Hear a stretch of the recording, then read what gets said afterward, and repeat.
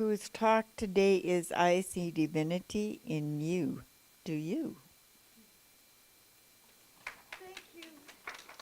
Thank you. Remember to have my mic on. I've been enjoying it so much, Linda. You sure you don't want to stay up? Well, that makes two of us.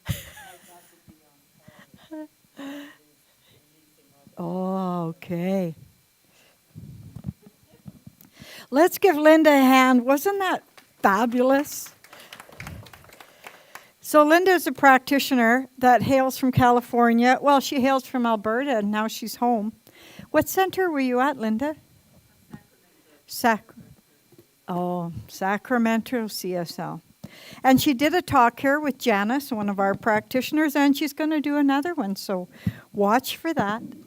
Thank you, Linda. I'm so honored that you took that leap and did opening for us. Oh, thanks. Yeah. Thank you. Well, good morning, beautiful spirits. Good morning. So good to hear your voices. I'm Reverend Joanne Faith, and I am peace and love in this world. And I want to thank you for showing me your divinity this morning.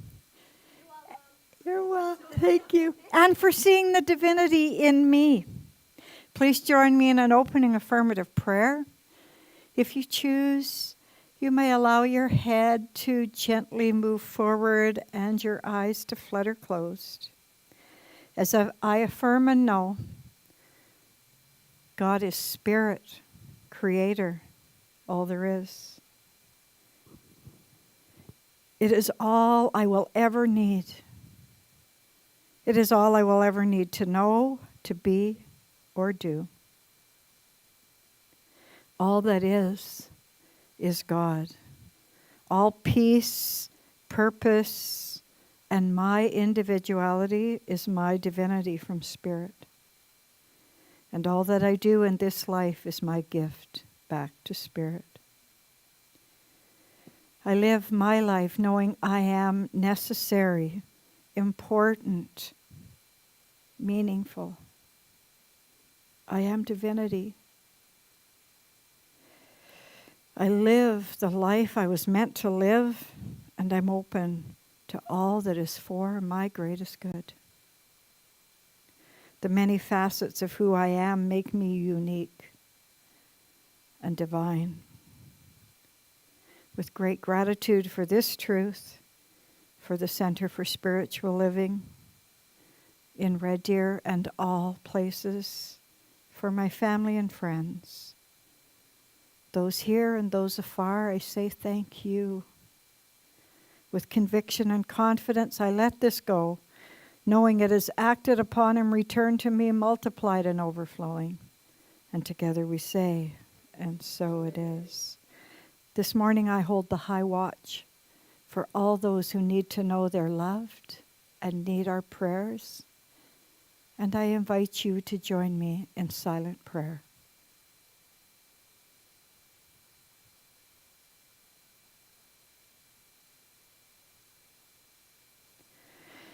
Thank you.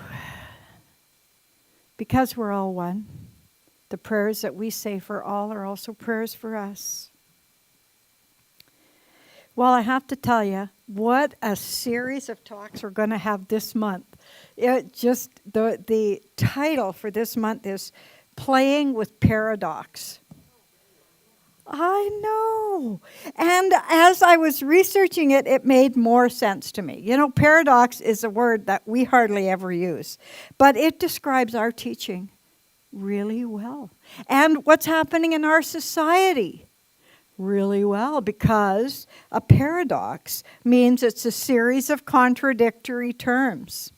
And so the things that you see that aren't true, or the things that are true that you can't see. So what we see on the outside is not necessarily what's happening on the inside. And for me, that's true too. I mean, sometimes what you see on the outside is absolutely what's happening on the inside. But sometimes it's not. And you know why? Because we are multidimensional.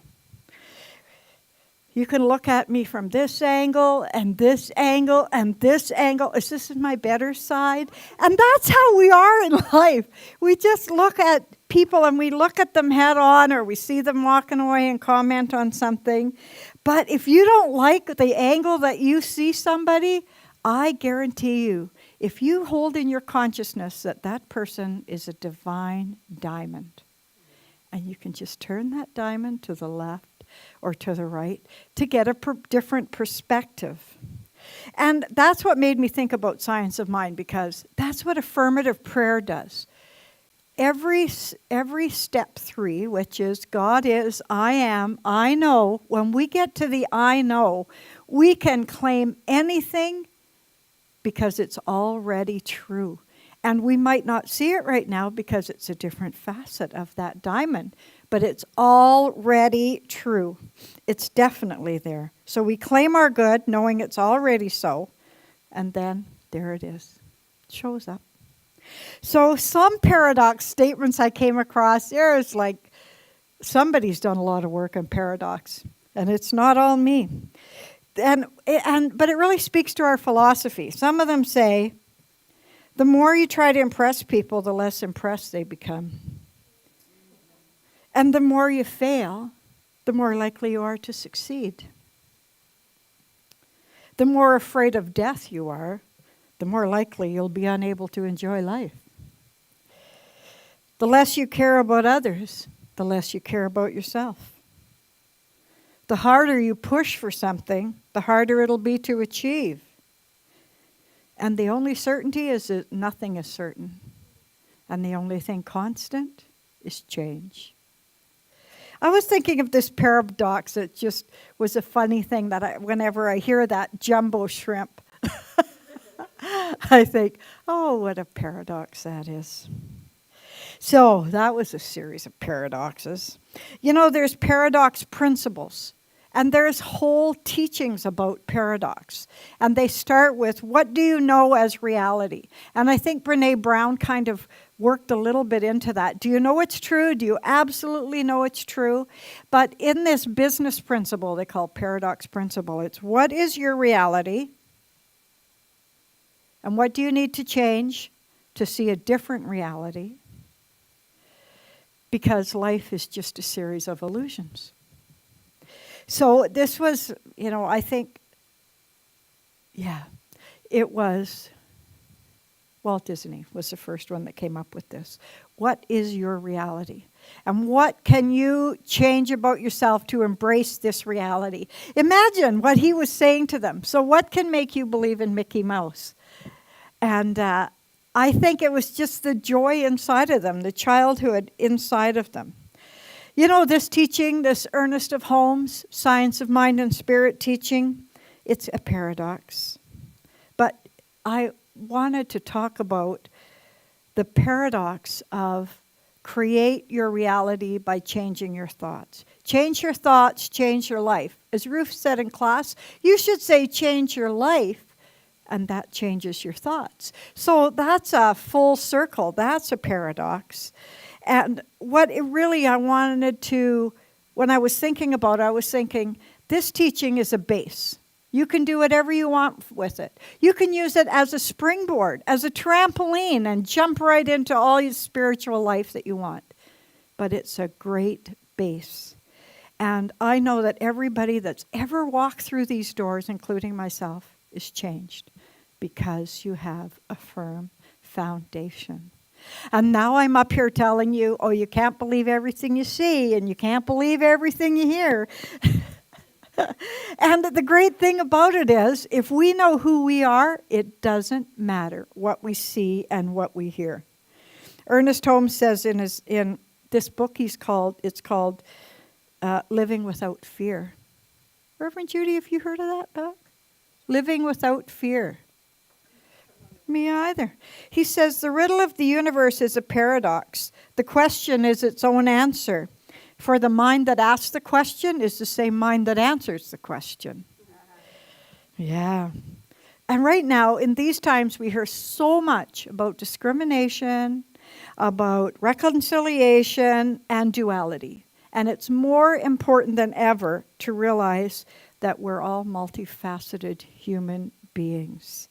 And we shouldn't be making decisions based on one opinion or picking one side of this beautiful, multifaceted diamond that life is.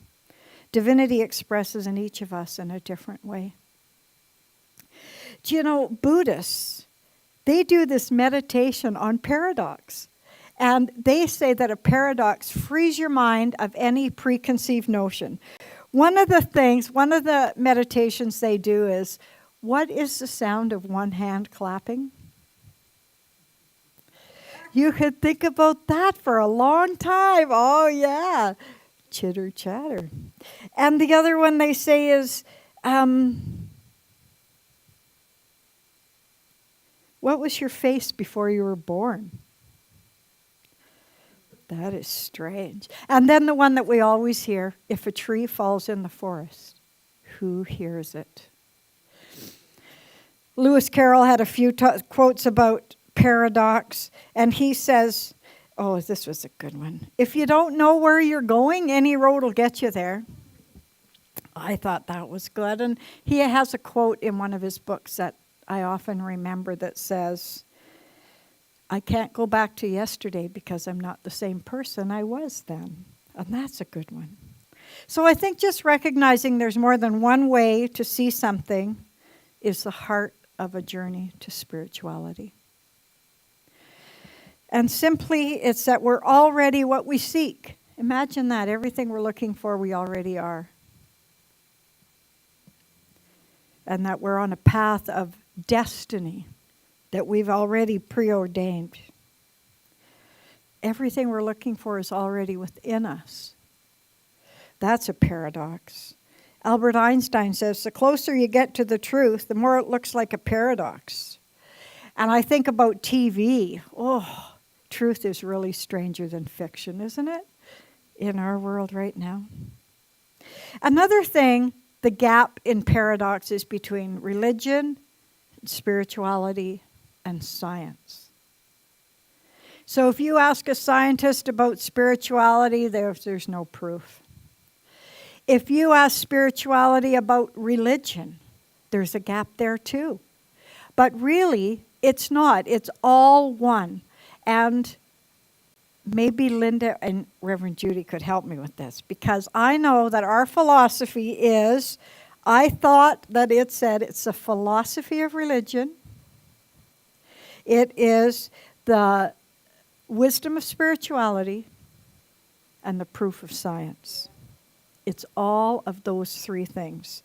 So I think that's one of the biggest boxes right now that we're trying to find a way where we can all live in the same box. We want to invite all the scientists, all the ministers, all the religions, and look at each other in a box and realize that we're all part of that same diamond.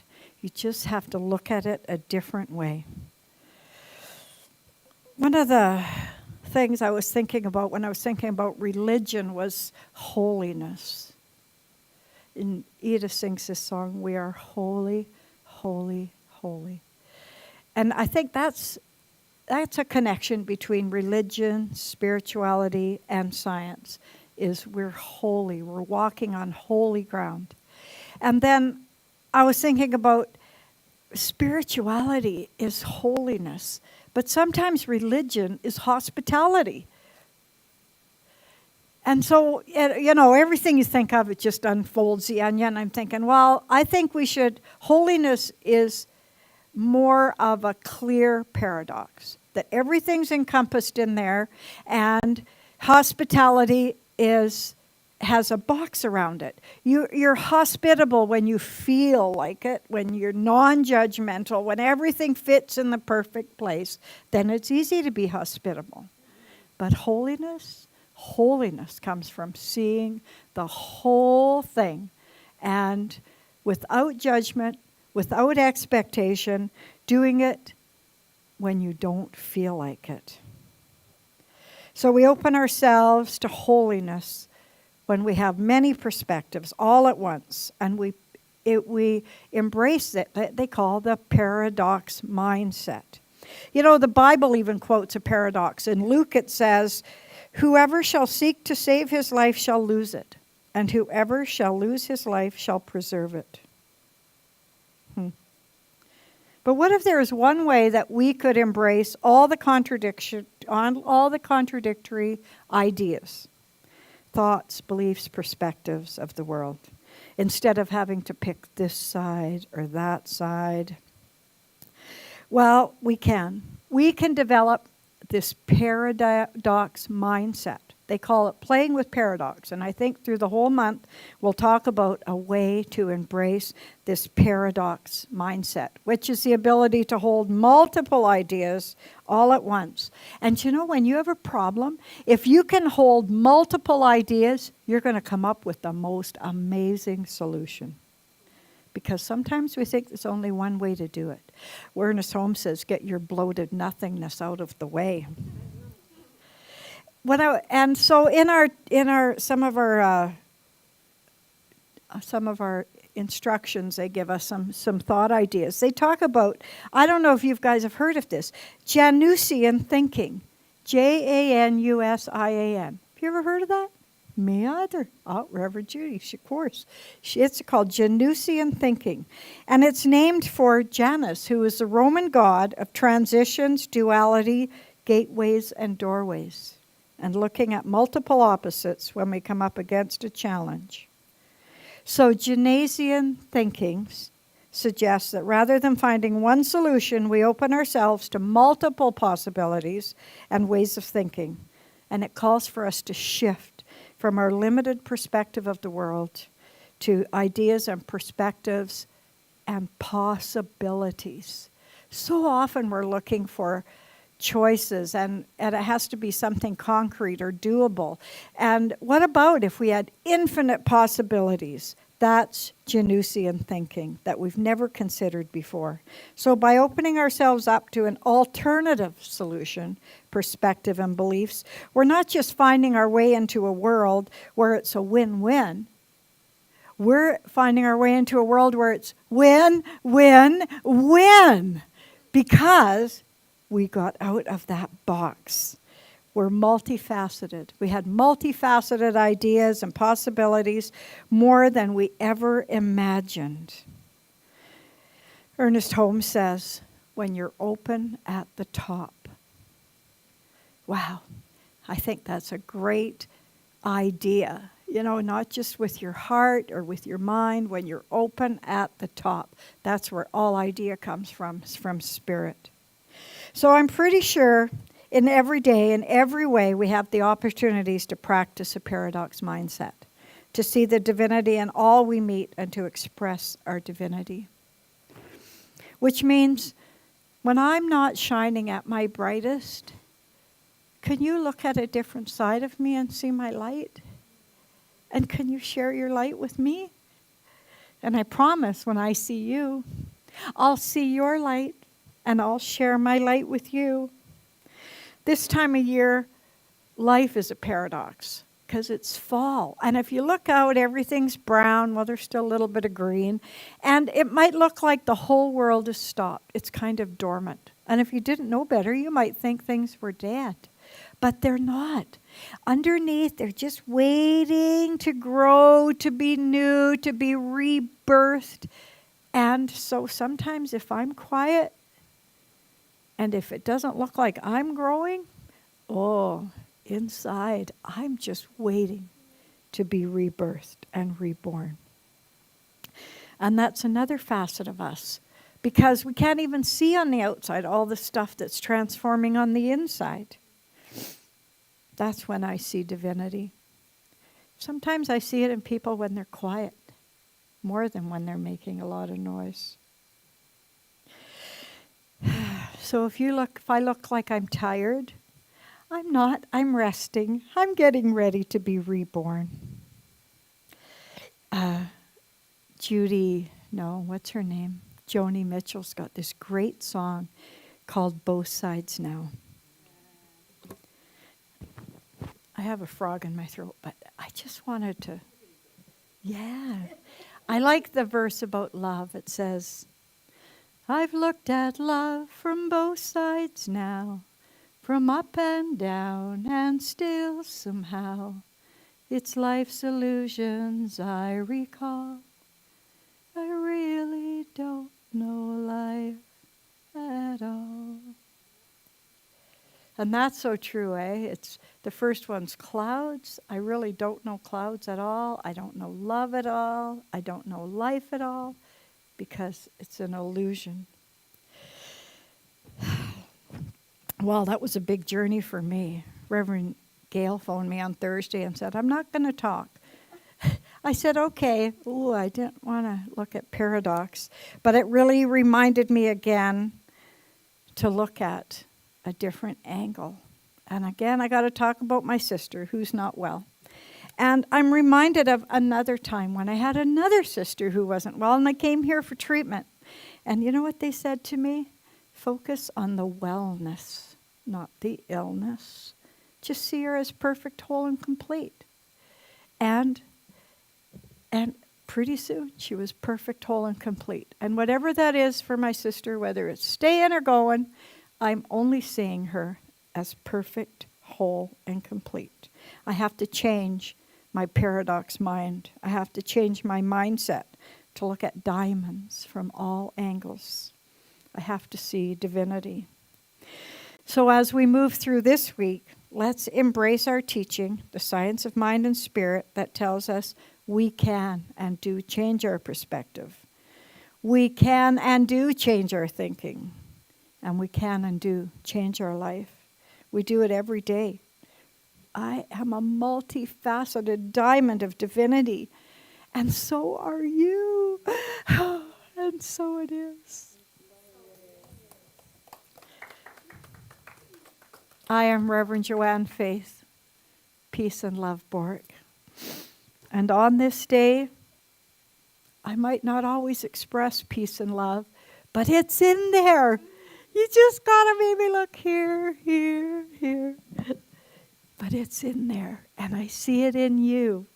You are divinity. Do you know it? Do you feel it? Do you see it? I do. Have a beautiful week. Love you.